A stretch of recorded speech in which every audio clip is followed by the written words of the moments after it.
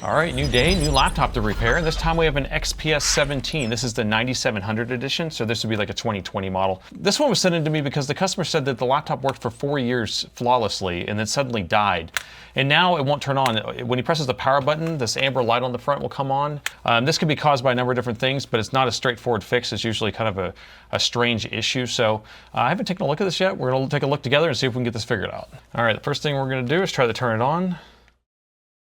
And yes, I'm seeing it. So when I press this LED on the front comes on. So let's see if we can take a look right here. So as long as I'm pressing that, it tries to turn on, and that's it. So it's a little delayed too when I'm pressing it. Well, maybe it is instantaneous. So it could be a number of different things. I've seen this be caused by a spill on the board, a shorted component on the board, a bad EC chip. It could just be a bad battery and the system's not charging, but we're gonna see if we can figure this out. So let's plug in the power just to see what the power meter says. So keep an eye right there. When I plug this in, I just wanna see if it pulls any current. So we are, okay, negotiated 20 volts, that's good. And then see how it jumped back to 5 volts for a second? It went to 5 volts and then came back up. Okay, so it might be doing something right now. So if it was charging the battery, pre-charge current would be like 0.2 amps, and then it should jump to like 1 amp, 2 amp, 3 amps, depending upon the model on how many amps it charges at. So I don't think it's doing any pre-charge current. I don't think the board's trying to come on or anything like that. It should be sitting at 0.01 or 0.02 is what it should be sitting at. So I'm going to press the power button and see if this changes. And it doesn't. Now I'm going to press the power button and kind of hold it and see if it does anything different. And it's staying. I'm still holding it down. It's trying to stay at 0.1. No, I don't think it has any. It's not even listening to that. Okay, I'm going to use this other port real quick and see if there's anything going on with that port. And that one's doing the same thing. And then we got 2 more ports on this side. Let's try those real quick. There's a PD controller that runs these 2 ports, and there's a PD controller that runs these 2 ports. So PD stands for power delivery. So it's just basically the USB-C interface chip. The way a USB-C works, it connects at 5 volts, then it negotiates up to 20 volts and communicates, and then it will actually send the power in. So you have to have a good PD controller chip in order for it to work. So this one, similar. See how it's kind of jumping around? So that means that most likely both PD controller chips are just fine. It's probably something further in the board, like it's trying to trigger it on. It's trying to send the voltage to the power management chip or the EC chip or something like that, and then we're having an issue. So I suspect we probably have a shorted component or some sort of cracked, burnt something somewhere on the board. We don't know yet. So let's open it up and take a look inside. Let's take a look inside real quick. Got the main battery here, Dell OEM. Here's the pair of fans. They aren't too dirty. You can see a little bit of fuzz on them. 2 NVMe slots, no hard drives installed. This is just going to be the heat sinks on them. And then we have the 2 RAM sticks. And then there's the Wi-Fi card built on the board. So pretty basic. The way that this heatsink is sets up, it's kind of annoying. The heatsink goes across here, and you have to take off the heatsink in order to even take the board out. So we're going to end up having to disassemble this entire thing because most of the motherboard's covered. And then that we can look and see if there's any damaged parts on it. So let's do a CMOS reset while we have this here. So I'm just going to unplug the main battery, and then we can plug in the charger again. Let's just see if it does anything different. We don't want to have to take it all the way apart if we don't have to. So battery's unplugged, and we're getting that same up and down process, okay, on the charger. So here's what I'll do next is let me grab a charged battery, because I don't know if this battery actually has a charge on it. So I'm going to put a charged battery in here and see if we can get the laptop to power on off of a charged battery, because there's a chance that it's just going to be on the charge circuit, or it's going to be further down on the motherboard that's preventing it from coming on with the EC chip or something like that. All right, and I got a test battery here. I'm going to have to take this one out so we can fit it in there. Because I specialize in Dell and Alienware laptops, I have a test part for pretty much every single machine. We also sell all the parts for these machines, so if you are repairing your laptop, you can actually just go to our website and buy the parts. Everything that we're going to sell is going to be a Dell genuine OEM part, so you don't have to worry about it being a knockoff or not compatible. We also put a year warranty on everything. So, all right, I got their battery out. We're just going to temporarily install our test battery here. So this one's going to have a charge on it. We know it works. Okay, we got that plugged in. I'm going to press the power button, see if it does the same thing. Plug in the charger.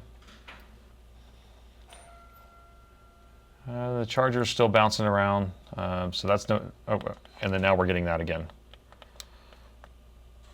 So when I hold it down, it stays on. When I let go, it goes away. So, all right. So the issue is not related to the charge circuit only. It's going to be within the motherboard itself, deeper down. So we're going to have to take this whole motherboard out, unfortunately, because we got to do a physical inspection and figure out what component actually failed. We have no idea at this point, but we have to kind of want to try things that could be the cause early on to try to help diagnose it. But let me go ahead and get the board taken out and we can continue.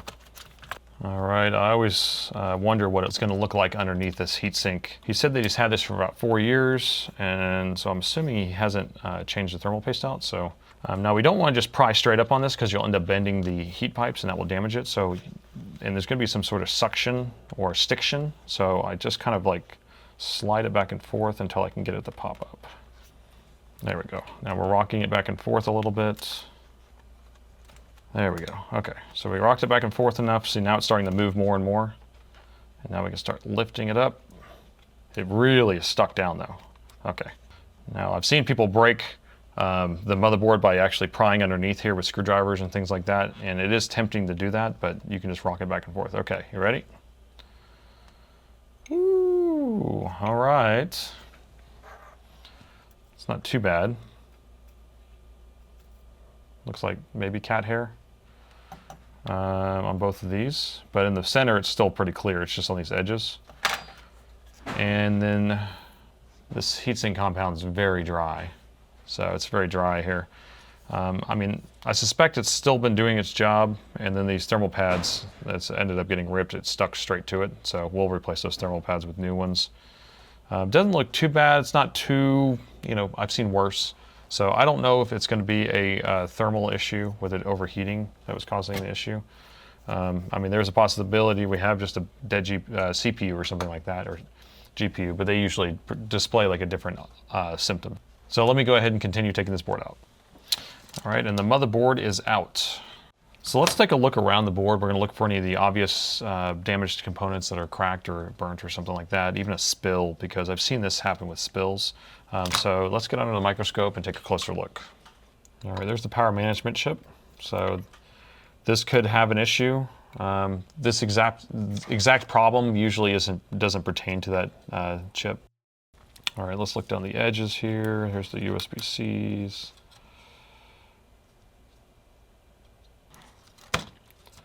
Flip the board around.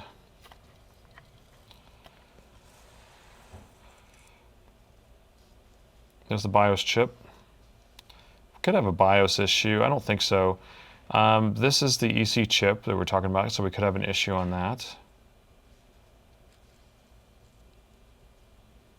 More dust. Okay, no issues on this side that I can see. So let's flip it over. So here's the side with the CPU and GPU. Here's the VRAM for the GPU. More dust. Here are the power stages for the CPU.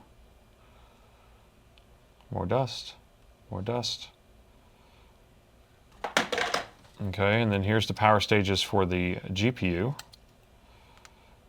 Looks like we only have 4 stages for that. I'm not sure. That might be the charging. This might be the 3 and 5 volt. I can't remember actually. No, I think the 3 and 5 volt are on the edges, power rails. But we'll have to just keep an eye on some of these coils. They're going to be different power rails, and so we need to measure and make sure we don't have a short on any of those. There's lots of dust everywhere though. Yeah, but I believe on the sides here, this is the 3 and 5 volt on this side, and then on the other side there's another 3 and 5 volt, because they have 2 of them. And usually most machines will just have one set that it distributes throughout the board, but this one has it on each side. All right, I don't see anything, so let's go ahead and we'll get in continuity mode. We're just going to hunt around and see if we see any shorted components anywhere. So we'll just do, so continuity mode, it beeps when you touch the probes together. So I'm going to put one side on ground, and then we're just going to go to all the different coils or inductors, and so I'm going to measure the output Over here, those aren't shorted, so that's the 3 and 5 on that side, and these are going to be fine too. 3 volt, 5 volt, so those are fine. This is probably what powers the chipset. This is probably going to be like 30 ohms, so it's usually will beep. 46 ohms, yeah, so it's not too low. This is, I think, the battery charge coil, but the battery connector is over there, but I believe it is, because the power management chip, remember, is on the other side of the board right here. So they'll usually have all the protection coils and all that stuff is going to be right near that. So the GPU is going to be very low resistance, is down to 0.03, and the CPU is going to be around 1 or 2 ohms. Let's see what the CPU is. 2 ohms. Yeah. So all of that looks good. Let's go ahead and plug in the charger. I want to see where the voltage is going. See what it does. So we see it's bouncing around. Let's go to that power management chip. And I'm going to measure around there because that's where it should actually be headed. So we're going to measure in voltage mode. All right, so let's see what voltage we're getting here. Ooh, I feel like something's hot over here. Ooh, ouch. Ouch, ouch, ouch, ouch. Okay, so I just was putting my hand here to measure the power management chip, and ooh, hot. That is hot. Right here in this area of the board. Let's take a look. Okay, that is going to be the LDO. So that's the linear voltage regulator that powers the EC chip. And it is cooking. It is cooking. You see that? Woo! It is on fuego. I mean, it hurt. So most of the time when we have a LDO like this, or the voltage regulator is doing that, it's usually not the regulator itself. It's going to be something that's after it, because what that does is it takes the 19 volts or 20 volts from the charger and produces a 3.3 volt power rail that will actually power up the EC chip. And most likely, I mean, this does have a ground on it, so it could be internally shorted. Let's go ahead and measure it anyway. But I'm hoping it is just that chip. We can just change that out and call it a day. Let's see. All right, so that's measuring shorted right there. This middle one, I think, is supposed to be ground. And then this one is not measuring shorted. So I'm pretty sure this side should not have a short on it. So this one goes this way, right? It goes across here. And then it follow it this way, comes all the way over here. It's this big track. And then kind of disappears. Disappears into the board layers. I'm actually thinking that this may be shorted, but we're going to have to take it off to test because you don't know if it's internally shorted. Those two legs, those two pins are actually measuring together, I think. Let me just put it in ohms mode real quick, and we're just going to measure across there. So that's measuring basically 0. I mean, 0.3 is basically 0. So we could have an internal short on there, and that would be great, because if we just need to change that out, that will fix that up. But in order to figure out if the short's internal in that chip itself, we're going to have to take the chip off, and then we can just measure those two pins when the chip's not on there. So let's go ahead and get this chip removed. All right, safety first. We've got to get our air on. 60% air, 400 degrees C. A little bit of flux.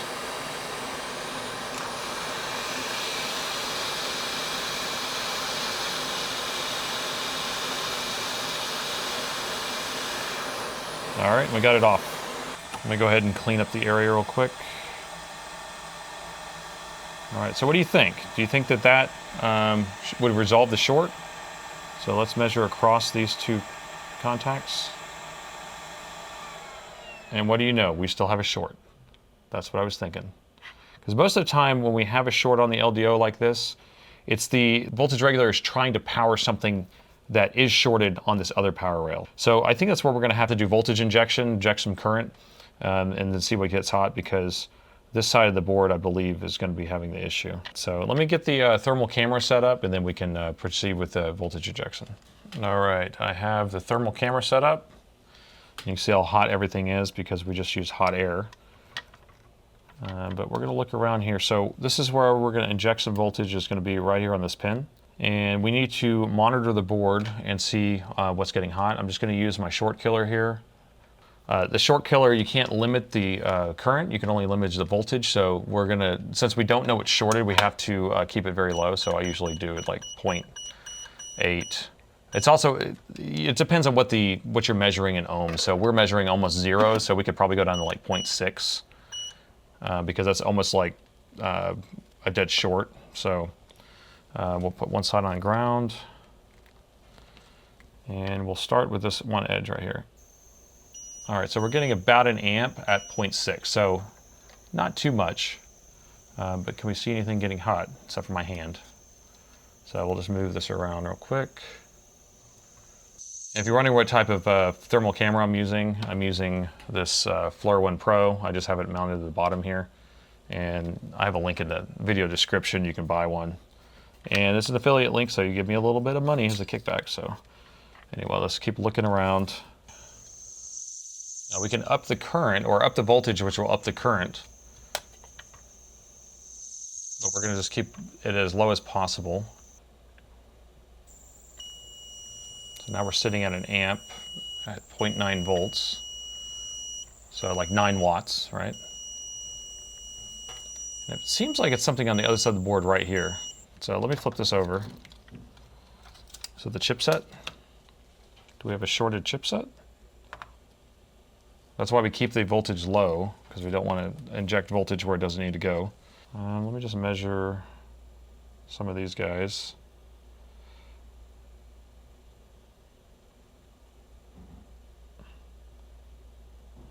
.04. I don't think that should be 0.04 right there.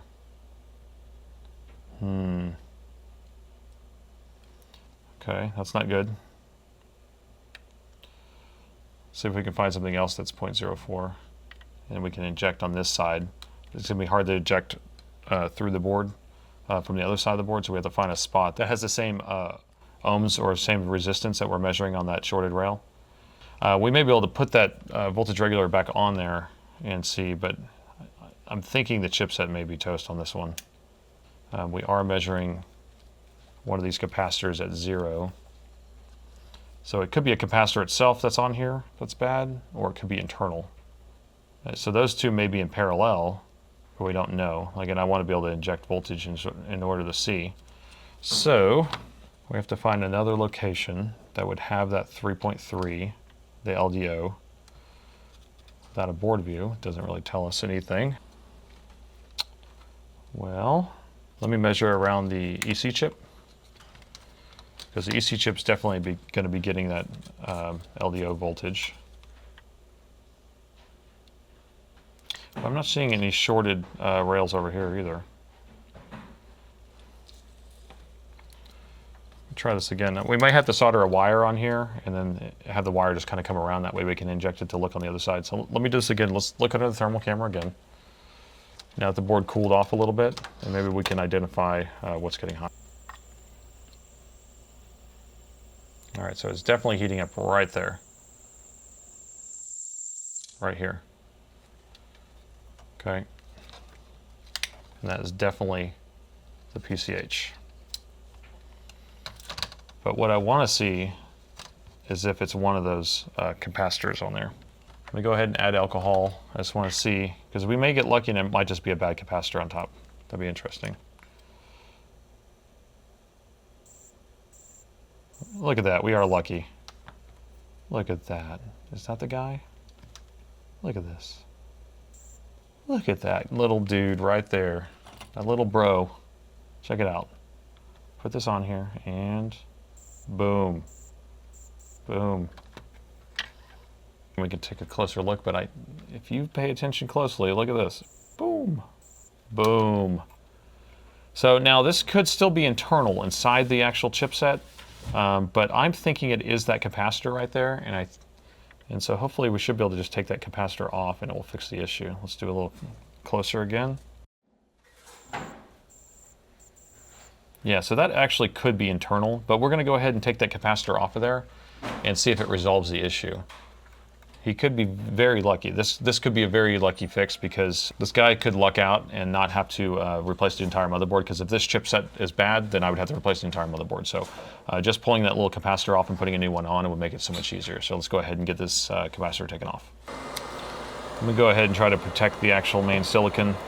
We don't want to have a bunch of direct heat on here. So I'll just put a couple layers of this. This is 2 mil capped on tape, which is heat resistive, and then I'm going to put this little thermal pad on top of this too.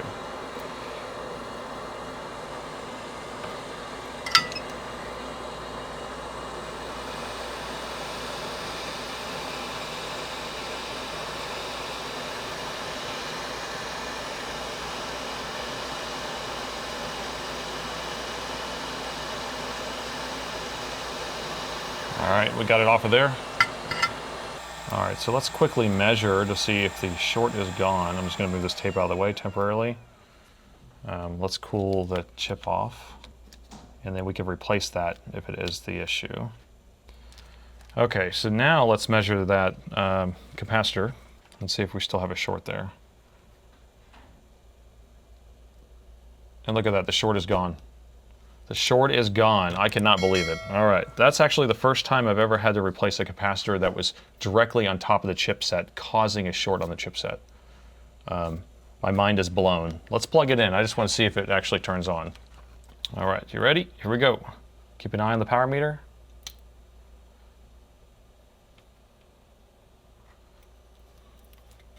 Okay, it's not doing that ramp up thing, but it is not turning on. Now on this board, when you plug in power, it should automatically do a CMOS reset since there's no CMOS battery plugged in there, and it should actually start turning on. Let me try the other port on this side.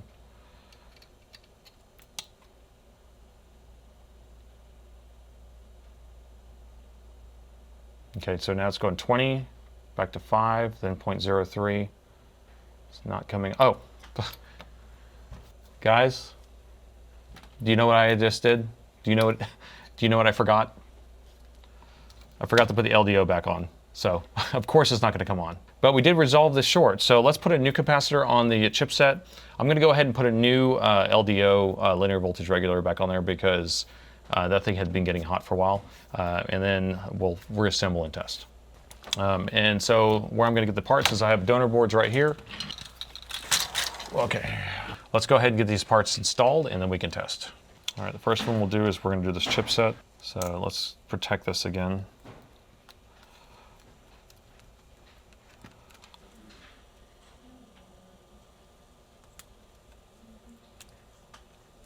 All right, I'm going to turn this around actually, so we are blowing the air away from the actual chip, so we'll blow the air across that way. We'll need to add some fresh solder on there.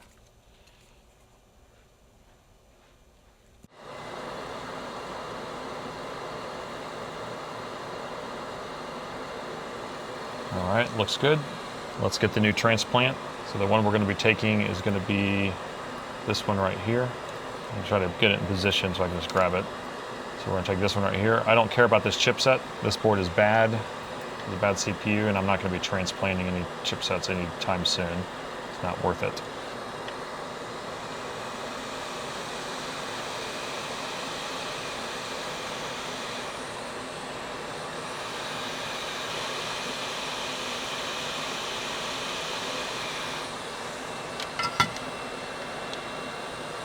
All right, got that removed. Let's quickly install it. I'll zoom in just a little bit. If you want to see how small it is, here's my finger.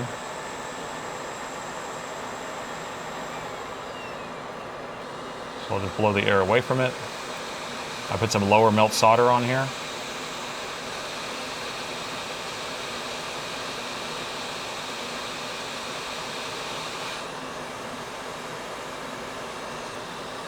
Let's reflow it one more time.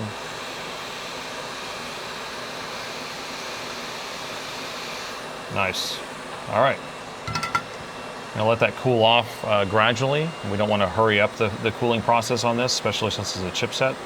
So we're gonna let that cool off and I'll come right back. All right, I can remove this now. And let me clean it up while we have it, while we're over here right now. I just want it to look nice and clean. Okay. So we can test it We were measuring right here before. And now we're getting 30 k ohms. So before we were getting almost 0. So we did resolve the short. And so now we can come back over to our LDO. And our LDO, this one right here, right? And now that one's measuring 30 kilo ohms. And the middle should be ground. All right, perfect. All right, so we resolved the short there. So let's go ahead and install the new LDO linear voltage regulator. I took off our donor board.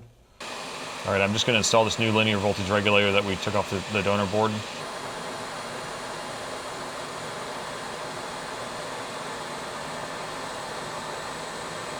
All right, perfect. Let me just hit it with a soldering iron real quick.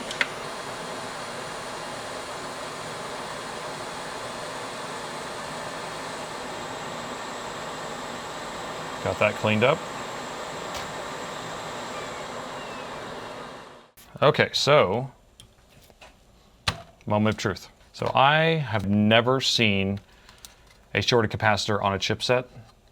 Not to say that it was there and I just didn't know it, but this was pretty amazing if this does work. So here we go. Keep an eye on the power meter. 3, 2, 1. And it pulled an amp for a second, and then turned back off. What does that mean? And we're pulling 2 amps. Ooh, and the CPU and GPU are getting hot. Does that mean it's turning on? Let me reassemble so we can test. All right, first we got to get this old thermal paste. This is about 4 years old. It's all dried up, so we'll get it replaced and it'll be like new. That way we don't have to worry about that.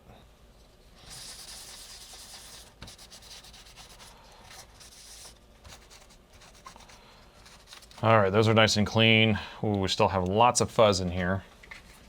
Get your hazmat suit out. Ooh. Okay, now we can actually do the installation. Got new thermal pads on here. Heatsink compound is installed. And let's get the heatsink put on. All right, the motherboard is installed. I put one of my test hard drives in here because the customer did not send a drive in, so. Okay, so moment of truth. Plug in the power. And I saw the Dell screen for a second. All right, we're gonna let it sit here. It's gonna go through a CMOS reset. Look at that, we got our Dell screen. Boom! You know, this, this has to be kind of the strangest ones I've ever worked on. I haven't ever seen a capacitor on a chipset messed up like that. So I'm optimistic. I'm hoping this is gonna boot straight up to Windows and work and not have some sort of chipset issue. That's why we keep the voltage low. So when you're doing that voltage injection, you're tempted to just put a high voltage in there, which puts a higher current, which will have a higher power, which can end up burning up components. But if you just keep it under a volt, you're going to be safe for the most part. That chipset operates at 1.05 volts. And so anything below that's fine.